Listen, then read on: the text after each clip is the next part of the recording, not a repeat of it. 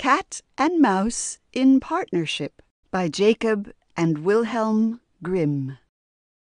A certain cat had made the acquaintance of a mouse, and had said so much to her about the great love and friendship she felt for her, that at length the mouse agreed that they should live and keep house together. "But we must make a provision for winter, or else we shall suffer from hunger," said the cat. "And you, little mouse, cannot venture everywhere, or you will be caught in a trap some day." The good advice was followed, and a pot of fat was bought, but they did not know where to put it. At length, after much consideration, the cat said, "I know no place where it will be better stored up than in the church, for no one dares take anything away from there.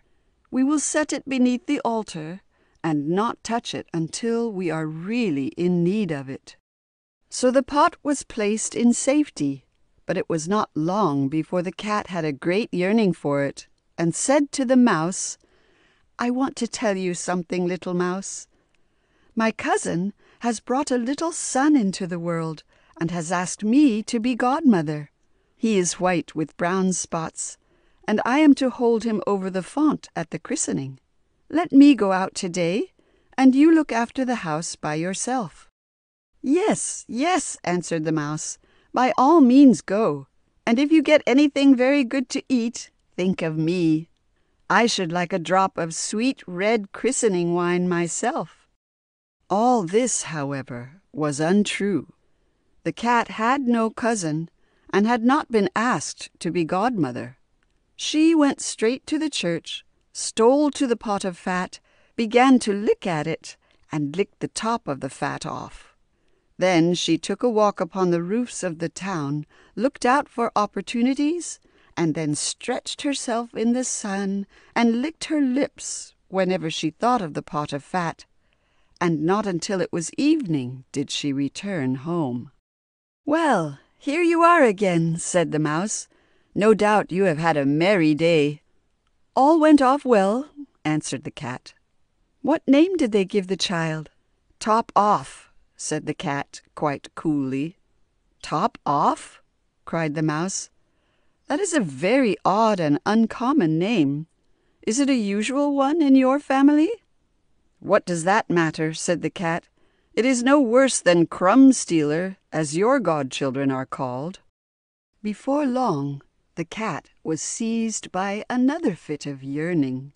She said to the mouse, "You must do me a favor, and once more manage the house for a day alone. I am again asked to be godmother, and as the child has a white ring round its neck, I cannot refuse." The good mouse consented, but the cat crept behind the town walls to the church, and devoured half the pot of fat. "Nothing ever seems so good as what one keeps to oneself," said she, and was quite satisfied with her day's work. When she went home, the mouse inquired, "And what was the child christened?" "Half Done," answered the cat.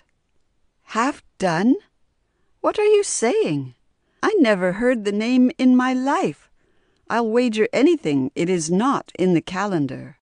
The cat's mouth soon began to water for some more licking. "All good things go in threes," said she. "I am asked to stand godmother again. The child is quite black, only it has white paws, but with that exception, it has not a single white hair on its whole body. This only happens once every few years. You will let me go, won't you?" "Top off, Half Done?" answered the mouse. "They are such odd names. They make me very thoughtful." "You sit at home," said the cat, "in your dark grey fur coat and long tail, and are filled with fancies. That's because you do not go out in the daytime." During the cat's absence, the mouse cleaned the house and put it in order, but the greedy cat entirely emptied the pot of fat. "When everything is eaten up, one has some peace," said she to herself, "and well filled and fat. She did not return home till night. The mouse at once asked what name had been given to the third child.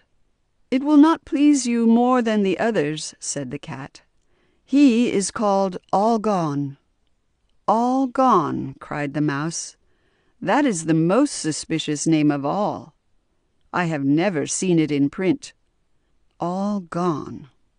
What can that mean?" And she shook her head, curled herself up, and lay down to sleep. From this time forth, no one invited the cat to be godmother. But when the winter had come, and there was no longer anything to be found outside, the mouse thought of their provision and said, "Come, cat, we will go to our pot of fat which we have stored up for ourselves. We shall enjoy that." "Yes," answered the cat, "you will enjoy it as much as you would enjoy sticking that dainty tongue of yours out of the window." They set out on their way, but when they arrived, the pot of fat certainly was still in its place, but it was empty.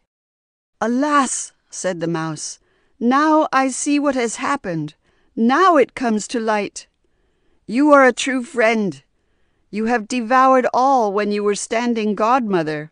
First top off, then half done, then—" "Will you hold your tongue?" cried the cat.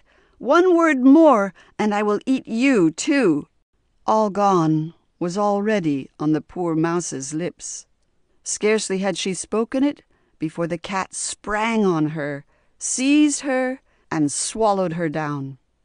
Verily, that is the way of the world.